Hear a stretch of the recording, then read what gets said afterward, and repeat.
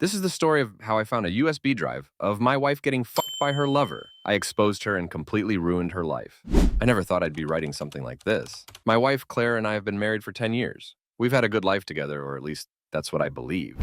Now I'm not so sure. It all started last weekend. Claire had asked me to clean out the storage drawer in our office, the one we hadn't touched in years. It was filled with random junk, old receipts, dead batteries, manuals for appliances we didn't even own anymore.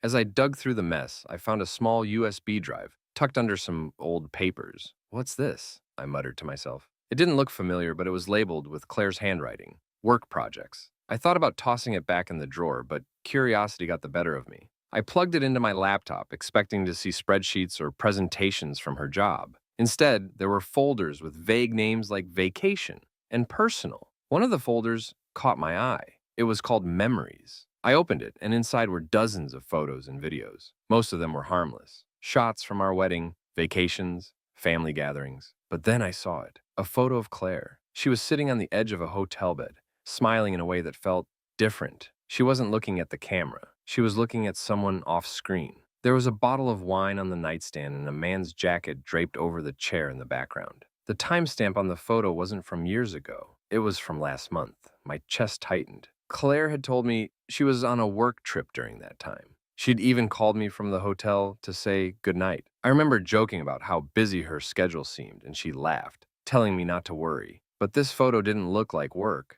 I clicked on the next file, a video. My hands shook as it loaded. Claire was in the same hotel room, laughing softly. Her voice was warm, almost playful, nothing like the exhausted tone she'd used on the phone with me. "Come on," she said, looking toward the camera. "Turn that thing off." A man's voice laughed in the background. "Not a chance. You look too good right now." I slammed the laptop shut, my heart pounding in my chest. Who was that man? Why was she with him? And how had I not seen this coming? Claire came home later that evening, her usual cheerful self. She kissed me on the cheek and asked how my day was. I couldn't even look at her. "Everything okay?" she asked, frowning. "Yeah," I muttered, forcing a smile. "Just tired." But inside, I was anything but fine. The rest of that evening, I felt like I was watching my life from behind a glass wall. Claire moved around the house, laughing at her favorite TV show, while I sat on the couch, staring at my phone. I couldn't focus on anything. I couldn't even bring myself to look at her for too long. What could I say? If I confronted her now, she'd probably deny everything. And I had nothing but a photo and a few seconds of video. The next morning, Claire left for work as usual. She kissed me on the cheek, her bag slung over her shoulder, and smiling like she didn't have a care in the world. Watching her walk out the door, I felt a mix of anger and disbelief. She looked so normal, so happy, like she wasn't hiding anything. As soon as she left, I grabbed the USB and plugged it back into the laptop. My hands were shaking as I clicked through more files. The folder I'd opened the night before wasn't the only one that stood out. There was another, buried even deeper, labeled with a single word: travel. Inside were dozens of files, photos, videos, and a few documents. I clicked on the first photo. It was Claire again, this time sitting at a small cafe table with the same man from the hotel photo. They looked relaxed, smiling at each other in a way that felt too intimate for just friends. The timestamp showed the photo had been taken during a weekend. She told me she was on a business retreat. I opened another file, this one a short video. Claire and the man were walking down a city street holding hands. She glanced at the camera, laughing, and said, "Do you always have to record everything?" "You love it," he replied, his voice deep and playful. My chest tightened. She didn't look like the Claire I knew. She looked free, happy in a way I hadn't seen in years. I scrolled further down and found a series of screenshots. They were of text conversations between Claire and the man. She'd saved them, probably to look back on later. One of the messages hit me like a punch to the gut. Him: "You make me feel alive again." Claire: "Same here. I don't know what I'd do without you." I slammed the laptop shut, my heart racing. How long had this been going on? Was it just one guy? Or had she been lying to me for even longer than I thought? That evening, Claire came home from work in her usual good mood. She kicked off her shoes, set her bag down, and walked over to kiss me. "Hey, how was your day?" she asked, her voice cheerful. I forced a smile, swallowing the lump in my throat. "Fine, you?" "Exhausting," she said, collapsing onto the couch. "I can't wait for this work trip next week. I need a break." A break, that's what she called it. The rest of the evening passed like any other. We ate dinner, watched a show, and went to bed. But I couldn't sleep. My mind was racing, trying to figure out what to do. I couldn't confront her yet. I needed more proof. Over the next few days, I started paying closer attention to everything she did. The way she kept her phone face down on the table. How she smiled at texts, but never shared what they said. How often she mentioned being swamped at work or needing to stay late. One night, while she was in the shower, I picked up her phone. It was locked, of course, but I noticed a notification pop up from an app I didn't recognize. It was a messaging app, one I hadn't seen her use before. I tried to open it, but it asked for a password. Frustrated, I put the phone back before she could catch me. The night before her trip, Claire was packing in the bedroom while I sat in the living room. I could hear her humming to herself, completely at ease. "Hey," I called out, trying to keep my voice steady. "When's your flight tomorrow?" "Early," she replied, walking into the room with a stack of clothes in her hands. "I'll need to leave around 6. You don't have to get up. I'll call you when I land." "Where are you staying again?" I asked, pretending to scroll through my phone. "Same hotel as last time," she said casually. "You know, the one downtown." I nodded, pretending not to care. But inside, I was already planning my next move. That night, I lay in bed staring at the ceiling while Claire slept beside me. She looked peaceful, completely unaware of the storm brewing in my mind. I couldn't close my eyes, couldn't stop replaying everything I'd seen. The photos, the videos, the texts. It was all so calculated, so intentional. She hadn't just stumbled into this, she planned it. The next morning, as she left for her trip, I felt a strange calm wash over me. I watched her walk out the door with her suitcase and that bright, fake smile she always wore. This time, though, I didn't feel anger. I felt determination. It was time to prepare for the end of this charade. I wasn't going to confront her. Not yet. Confronting her would give her the chance to twist things, to make excuses, to spin some story that might make me hesitate. I couldn't let that happen. If I was going to end this, I had to do it right. I spent the rest of the day planning. First, I needed to gather every piece of evidence, the photos, the videos, the texts. I saved everything. I copied the files from the USB drive to a secure folder on my laptop. I even took screenshots of the messages and emails. Next, I started researching divorce laws in our state. Claire and I had been married for 10 years, and while we didn't have kids, we did share a lot of assets. The house, the cars, our savings. I knew I couldn't just walk away. I had to make sure she didn't get a single thing. I called a lawyer. "Hi, I'd like to schedule a consultation," I said, keeping my voice steady. The receptionist asked a few basic questions, and I gave her the details without hesitation. "When would you like to come in?" she asked. "As soon as possible," I replied. By the time Claire called me that evening to tell me she'd landed safely, I had already made the appointment. Her voice sounded cheerful, maybe even excited. "Everything's great here," she said. "The hotel is nice, and the team is already getting settled." I clenched my fist, but forced myself to sound calm. "That's good," I said. "Enjoy your trip." As soon as I hung up, I started planning the next step. The following day, I dug deeper into our finances. Claire handled most of the bills, so I didn't usually pay much attention to the accounts. But now, I wanted to know everything. It didn't take long to find something suspicious.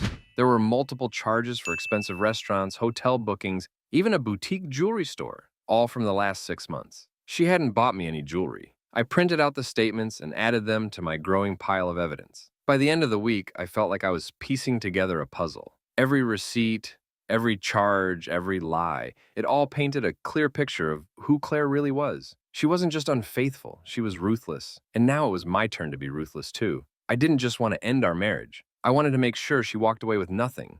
No house, no car, no reputation. The final piece of my plan was the most delicate. Claire had a good job, one she'd worked hard to build. Her colleagues respected her. Her friends admired her. And she loved being the center of attention at parties. But that respect and admiration were built on lies. I started drafting a letter. It was simple, direct, and included a link to an online folder containing all the evidence. The photos, the videos, the messages, everything. I wasn't sure yet if I'd send it to her colleagues, her friends, or both. Maybe I'd wait until the divorce was final. But one thing was certain. Claire's perfect little world was about to come crashing down. When she came home from her trip that weekend, I was ready. She walked through the door like nothing was wrong, kissed me on the cheek, and started unpacking her suitcase. "How was your week?" she asked, smiling like everything was normal. "Good," I said, returning the smile. "Really productive." And it was true. I'd spent the week preparing for the end. As I watched her move around the house, laughing and chatting like she didn't have a care in the world, I felt no guilt about what I was about to do. She thought she'd gotten away with it. She thought I was too blind or too trusting to ever figure it out. But she was wrong. Claire had no idea what was coming. She moved through the next few days like everything was fine. She hummed as she cooked dinner, scrolled on her phone in the evenings, and kissed me goodnight without a second thought. It was almost impressive how natural she seemed, like she wasn't hiding anything.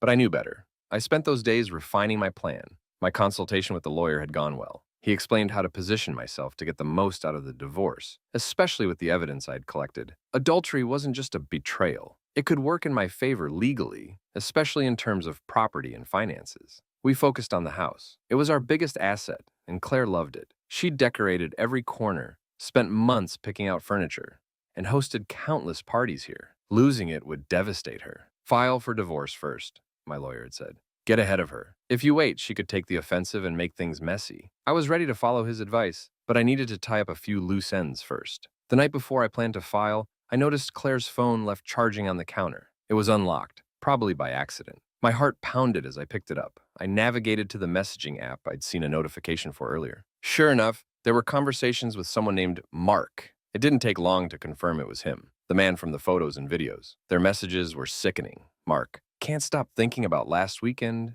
You looked amazing. Claire: you're too sweet. I'm already counting down to next time. I gritted my teeth, forcing myself to read on. Mark: any word from him? Does he suspect anything? Claire: not a chance. John's clueless as ever. I clenched my fists so hard my knuckles turned white. Clueless. That's what they thought of me. I took screenshots of the messages and emailed them to myself. Claire's carelessness had given me exactly what I needed to complete my case. The next morning, I filed for divorce. It was surreal, signing the papers that would end a decade-long marriage. But instead of sadness, I felt a strange sense of relief. I was finally taking back control. Now came the next step: protecting the house and our assets. Claire didn't know yet, but I'd already frozen the joint accounts. She wouldn't be able to withdraw anything without my approval. That evening, when she came home from work, I watched her closely. She was unusually quiet, scrolling through her phone with a furrowed brow. What's wrong? I asked, feigning concern. Nothing, she said quickly, forcing a smile. Just a long day at work. I nodded, pretending to believe her, but I knew better. The following day, I started phase 2 of my plan, targeting her reputation. I had created an anonymous email account and drafted a carefully worded message. It was addressed to Claire's boss, a few of her close colleagues, and even some mutual friends. The email was simple. I thought you should know who Claire really is. Attached were the photos, videos, and text messages. No explanation, no context. The evidence spoke for itself. I hovered over the send button for a long time. A small part of me wondered if I was going too far, but then I remembered her laughing with him, calling me clueless, lying to my face over and over. I clicked send. Claire found out the next day. She came home in a rage, slamming the door behind her. John, she yelled, her voice shaking. What the hell did you do? I stayed calm, sitting on the couch with a cup of coffee. What are you talking about? Don't play dumb, she spat. You sent those photos to my boss. Do you have any idea what you've done to my career? I set my coffee down and looked her in the eye. What I've done? Claire, you did this to yourself. I didn't take those photos. I didn't record those videos. That was all you. Her face turned red with anger. You've ruined everything. No, I said firmly. You ruined it the moment you decided to cheat. I'm just making sure everyone sees who you really are. She stormed upstairs, slamming the bedroom door behind her. I didn't follow. Let her sit with it. By the end of the week, Claire had moved out. She didn't have a choice. The divorce papers were served, the accounts were frozen, and her reputation was in tatters. She begged me to reconsider, crying about how she'd lost everything. But I didn't feel sorry for her. She made her choices, and now she had to live with the consequences. As I sat in the quiet house that weekend, I felt something I hadn't felt in a long time. Peace. I had won.